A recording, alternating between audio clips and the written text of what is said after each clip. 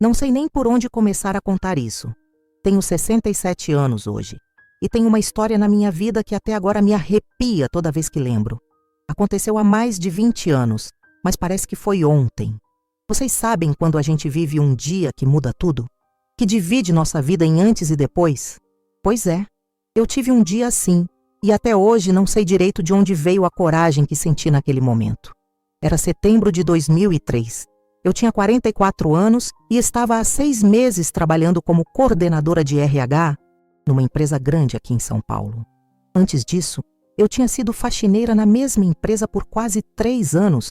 Sim, faxineira mesmo, passando pano no chão dos escritórios. E o dono da empresa, o Leandro, tinha sido um verdadeiro tirano comigo durante todo esse tempo. Mas as coisas tinham mudado muito, ele tinha mudado, eu tinha mudado e a gente estava se conhecendo de um jeito diferente, sabe? Aquela manhã de terça-feira começou normal. Eu sempre chegava cedo no escritório às 7h30, porque gostava do silêncio de antes da correria começar. Tinha pego o ônibus cheio, como sempre, com aquele cheiro de gente suada misturado com perfume barato, o barulho do motor que fazia meu coração acelerar de ansiedade toda manhã. Era época de chuva em São Paulo.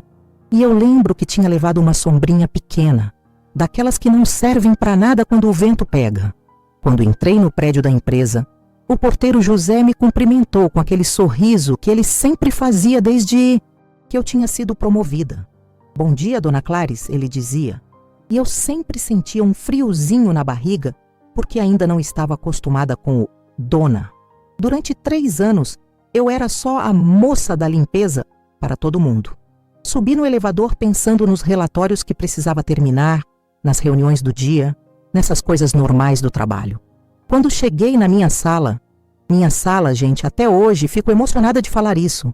Tinha uma pilha de jornais em cima da minha mesa que a secretária tinha deixado. Era a rotina da empresa. A gente sempre recebia os principais jornais para ficar por dentro das notícias que podiam afetar nossos negócios. Peguei meu café numa xícara de porcelana branquinha, não mais naqueles copos de plástico que eu usava quando trabalhava na limpeza, e comecei a folhear o primeiro jornal sem muita pressa. Foi quando vi meu nome numa coluna social. Não foi bem assim. Primeiro eu vi a foto.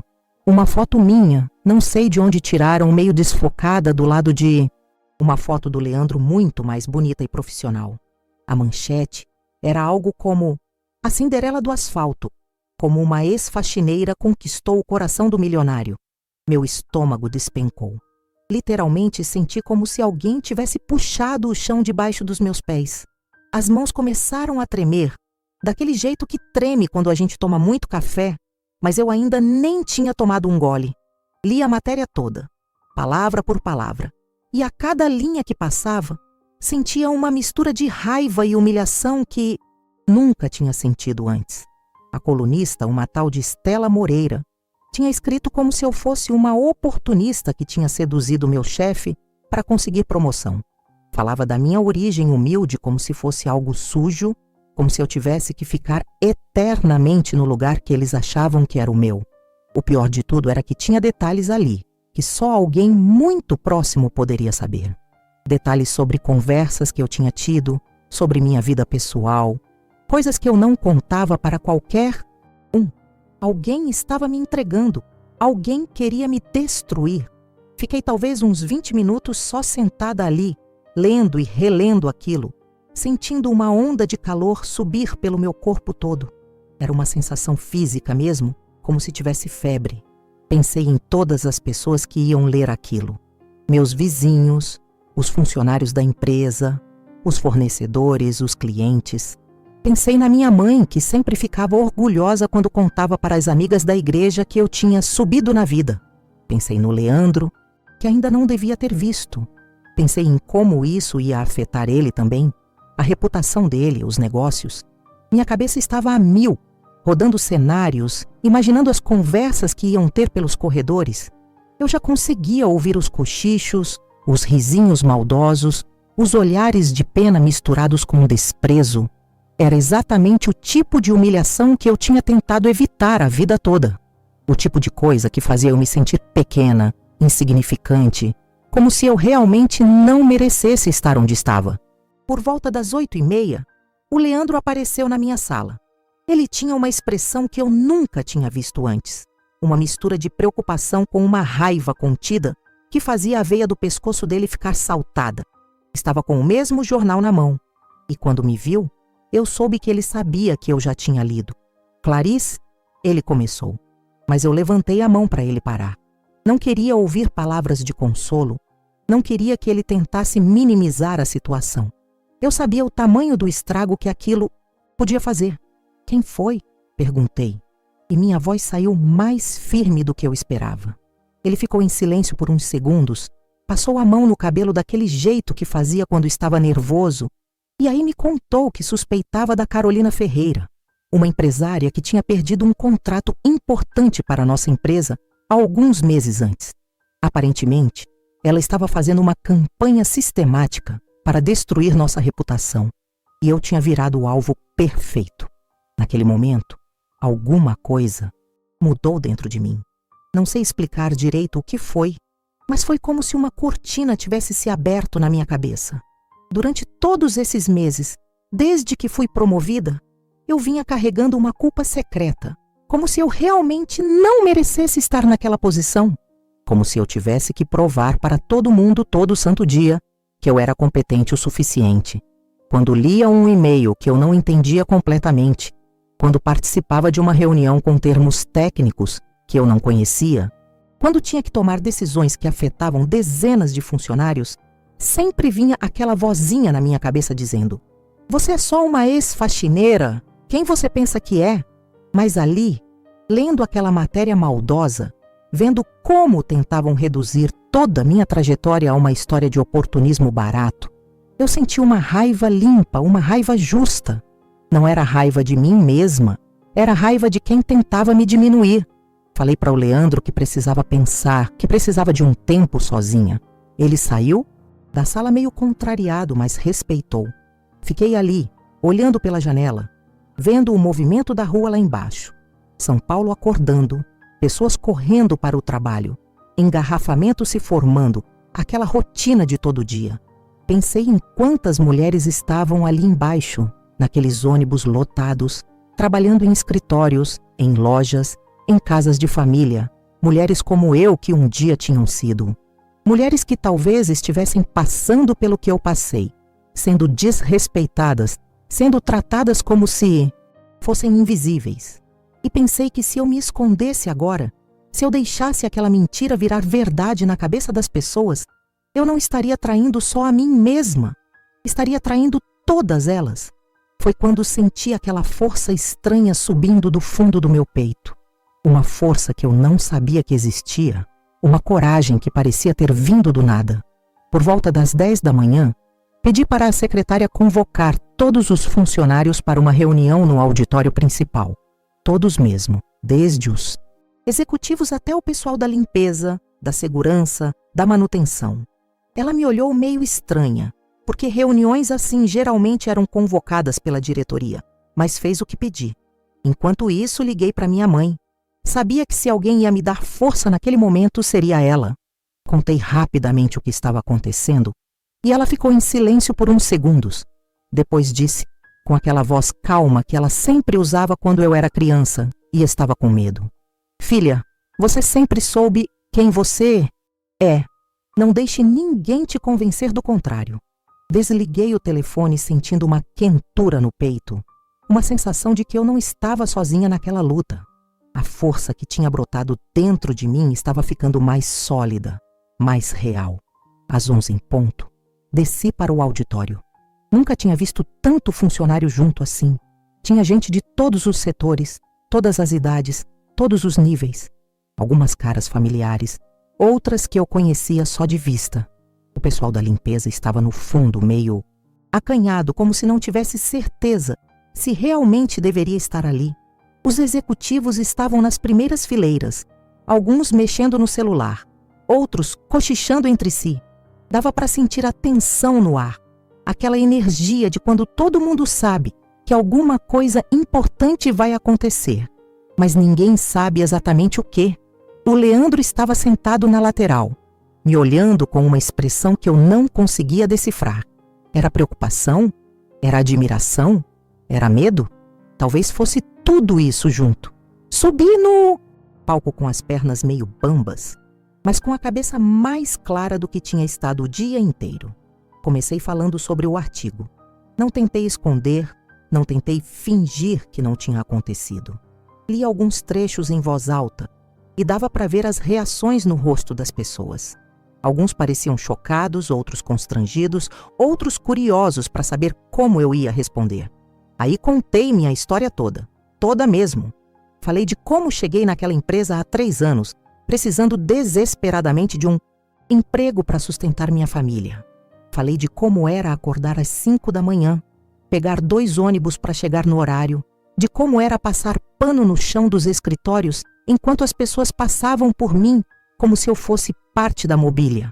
Falei de como me sentia humilhada quando alguém fazia piada com meu trabalho, quando me tratavam como se eu fosse burra só porque limpava banheiro. E falei também de como fui crescendo, estudando à noite, fazendo cursos, me aperfeiçoando, não porque queria impressionar ninguém, mas porque sempre sonhei em ser mais do que as circunstâncias permitiam. Quando cheguei na parte sobre minha promoção, minha voz ficou mais firme. Expliquei como tinha chegado até ali, quais eram minhas qualificações, o que eu tinha feito para merecer a posição que ocupava. Não era a favor de ninguém, não era resultado de sedução ou oportunismo. Era resultado de trabalho duro, de noites em claro estudando, de correr atrás do que eu queria. Falei dos projetos que eu tinha tocado nesses 6 meses, das melhorias que tinha implementado no setor, dos resultados que a gente tinha conseguido. Números concretos, dados reais. Não estava me vangloriando, estava me defendendo com fatos. E quando terminei essa parte, algo incrível aconteceu. O José, o porteiro, começou a bater palmas. Devagar, com aquelas mãos calejadas que eu conhecia bem. Depois a Ana, que trabalhava na limpeza, se juntou a ele. Aí o Roberto, que era auxiliar administrativo, também começou. E foi se espalhando. Uma salva de palmas que começou justamente com quem menos eu esperava. Nesse momento, senti que aquela força misteriosa que tinha surgido dentro de mim estava se multiplicando. Era como se cada palma fosse um voto de confiança. Como se cada pessoa ali estivesse dizendo que acreditava na minha versão da história. Levantei a mão pedindo silêncio, porque ainda não tinha terminado. Falei sobre dignidade, sobre como todo trabalho honesto merece respeito, sobre como ninguém deveria se envergonhar da sua origem ou da sua trajetória. Disse que se eles acreditassem que eu estava ali por mérito, eu ia continuar trabalhando para fazer jus à confiança que depositavam em mim. Mas se alguém achasse que eu era uma oportunista, uma aproveitadora, essa pessoa estava livre para procurar emprego em outro lugar, porque eu não ia trabalhar num ambiente onde não fosse respeitada. Minha voz estava saindo forte, clara, sem tremor. Eu não sabia de onde estava vindo tanta firmeza, tanta convicção. Era como se uma versão melhor de mim mesma tivesse assumido o controle. Foi nesse momento que aconteceu a coisa mais inesperada de toda a minha vida. O Leandro se levantou da cadeira, onde estava sentado, e caminhou até o palco. O auditório ficou em silêncio total, daquele silêncio que a gente consegue ouvir a respiração das pessoas. Ele subiu no palco, ficou do meu lado e começou a falar. Disse que conhecia meu trabalho melhor do que qualquer pessoa bold ali, que tinha visto minha dedicação, minha competência, minha integridade. Falou sobre como eu tinha transformado não só o setor de RH, mas a cultura da empresa toda, criando um ambiente mais humano, mais respeitoso. E aí, gente, ele fez uma coisa que até hoje me deixa sem palavras para explicar. Na frente de todos aqueles funcionários, ele tirou uma caixinha do bolso, se ajoelhou e me pediu em casamento. Ali mesmo, no meio daquela confusão toda, no meio da maior crise da minha vida profissional, ele escolheu aquele momento para me pedir em casamento. O auditório explodiu. Gente gritando, chorando, batendo palma, assobiando. Eu fiquei completamente paralisada, olhando para aquela caixinha, para o Leandro ajoelhado na minha frente, para todas aquelas caras olhando para nós. Não era assim que eu tinha sonhado com um pedido de casamento. Na verdade, nem sabia se queria casar com ele. Nossa relação ainda estava em construção. A gente ainda estava descobrindo quem éramos um para o outro, fora daquela dinâmica de chefe e funcionária. Mas naquele momento, entendi que não era só um pedido de casamento. Era uma declaração pública. Era ele dizendo para todo mundo que eu não era uma oportunista, que nossos sentimentos eram reais, que ele me respeitava e me amava o suficiente para assumir nosso relacionamento da forma mais pública possível. Era a resposta dele para aquela matéria maldosa, a defesa mais eloquente que eu poderia ter. E mais uma vez, senti aquela força inexplicável me guiando. Disse sim. O que aconteceu? Depois foi uma loucura. As pessoas saíram do auditório comentando, telefonando, espalhando a notícia. Em poucas horas, a história tinha se espalhado para outras empresas, outros círculos. A colunista que tinha escrito a matéria difamatória tentou fazer uma segunda reportagem, mas dessa vez ninguém deu atenção. A narrativa tinha mudado completamente. Não era mais a história da ex-faxineira oportunista, era a história da mulher corajosa que enfrentou a injustiça de cabeça erguida e foi recompensada com amor verdadeiro.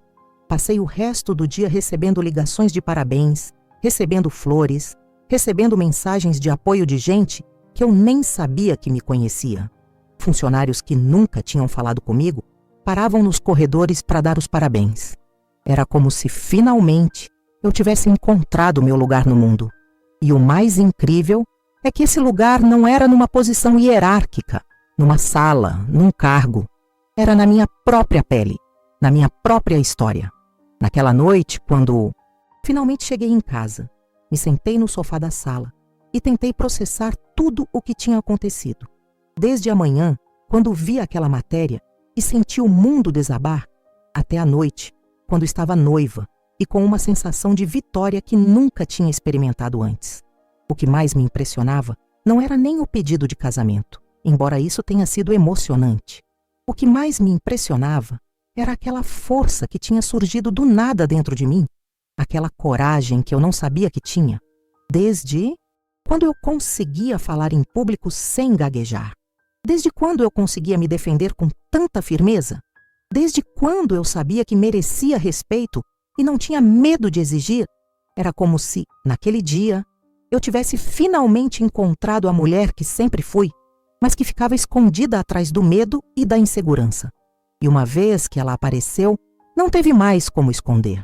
Os meses que se seguiram foram transformadores. Casamos numa cerimônia linda, simples, mas cheia de pessoas que realmente importavam. Funcionários da empresa, vizinhos, família, amigos, gente de todas as classes sociais, todas as profissões, todas as idades. Foi a festa mais democrática que eu já vi na vida. O padre que nos casou fez um sermão lindo sobre dignidade e amor verdadeiro. E logo depois do casamento, começamos a trabalhar juntos num projeto que era um sonho meu, uma fundação para capacitar pessoas em situação de vulnerabilidade social, especialmente mulheres que, como eu, precisavam de uma oportunidade para mostrar do que eram capazes. A fundação começou pequena, mas foi crescendo, ganhando parceiros, ganhando reconhecimento. Hoje, mais de 20 anos depois, já capacitamos milhares de pessoas. Ex-domésticas que viraram empresárias, ex-faxineiros que viraram supervisores, gente que só precisava de uma chance para brilhar. Também adotamos o Lucas nessa época. Ele era um menino de 8 anos que vivia num orfanato, esperto como um diabinho, mas com aquela carência de afeto que só quem passou por abandono conhece.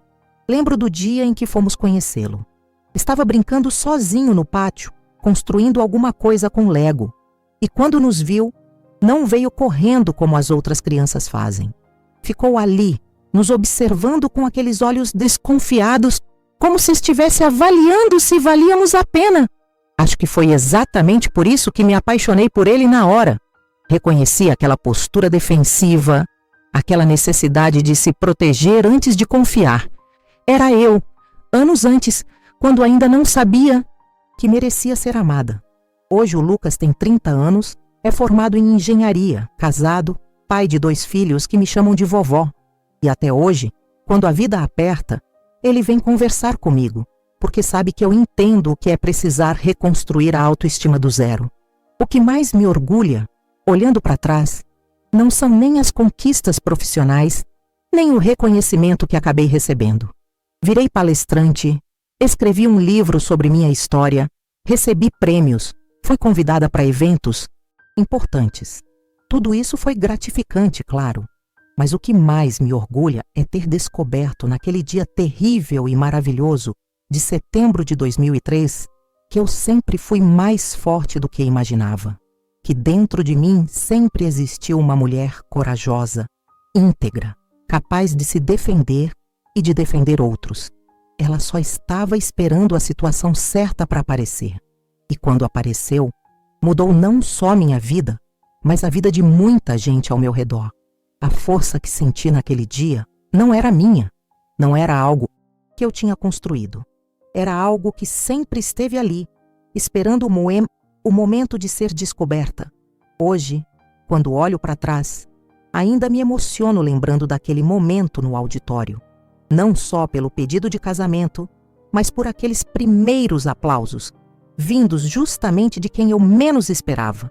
Do José, da Ana, do Roberto, pessoas simples como eu, que entenderam que minha luta era a luta deles também, que reconheceram que se eu conseguia estar ali defendendo minha dignidade, eles também podiam defender a deles.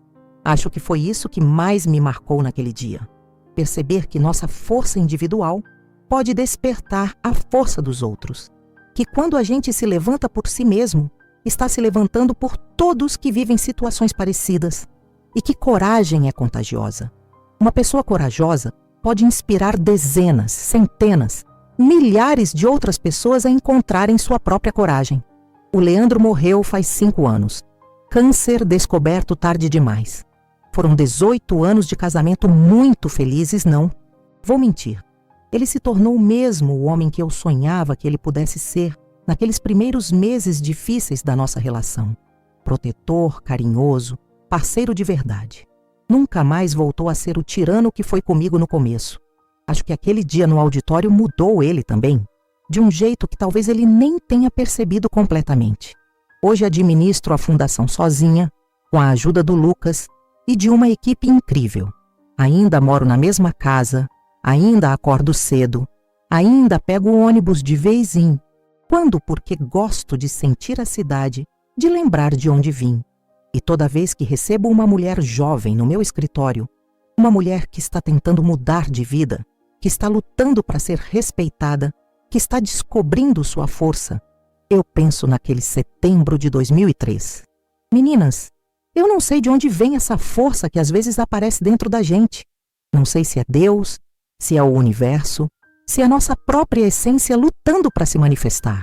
O que eu sei é que ela existe e que está aí dentro de todas vocês, esperando o momento certo para aparecer. Às vezes o momento certo é o pior momento possível, como foi no meu caso. Às vezes a força aparece justamente quando achamos que não aguentamos mais, que não temos mais nada a perder. E quando ela aparece, a gente descobre que somos muito mais do que imaginávamos, que merecemos muito mais respeito do que achávamos, que nossa história, por mais simples que seja, por mais comum que pareça, tem valor. E que esse valor não precisa da aprovação de ninguém para existir.